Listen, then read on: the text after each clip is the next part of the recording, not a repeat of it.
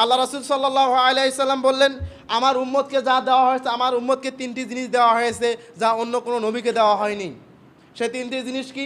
আল্লাহ রাসূল সাল্লাল্লাহু আলাইহি সাল্লাম বললেন, আমার উম্মতের যে নামাজের সারি আছে সেই সারিকে করা হয়েছে ফেরেশতাদের নামাজের সারির ন্যায়। সুবহানাল্লাহিল আযীম। এর আগে অসংখ্য নবী এসেছেন, লক্ষ লক্ষ নবী এসেছেন, তাদেরকে এরকম সুযোগ দেওয়া হয়নি। কাকে দেওয়া হলো?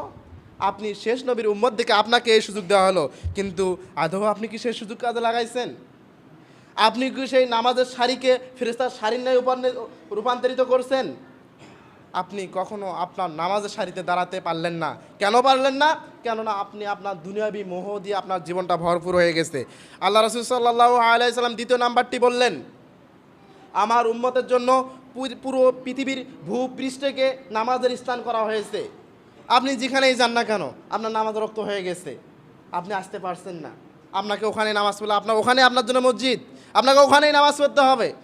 অন্য অন্য নবী বা কওমকে যে সিস্টেম, যে নিয়ম দেওয়া হয়েছিল, তারা যদি মসজিদে ঢুকতো, তাদের যে নামাজের সময় হয়ে যেত, তারা যেখানেই থাকুক না কেন তাদের যে ইবাদতখানা আছে, তাকে ইবাদতখানা এসেই তাকে নামাজ পড়তে হতো।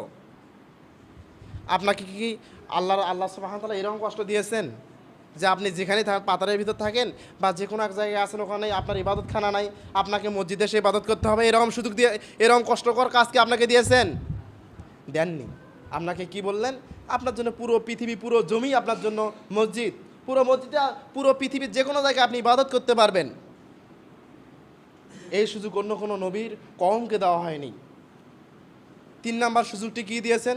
3 নাম্বার সুযোগ দিয়েছেন, আপনি মরুভূমির ভিতরে গিয়েছেন, কোনো পানি দেখা যাচ্ছে না, আপনি বালু বা মাটি দিয়ে তায়াম্মুম করেন।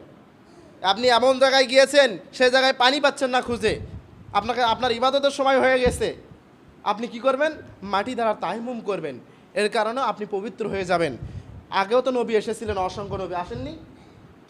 আগের নবীদের কি এরকম সুযোগ দেওয়া হয়েছিল? তাদেরকে দেওয়া হয়নি, আমাদেরকে দেওয়া হয়েছে। কেন? আমরা শেষ নবীর উম্মত।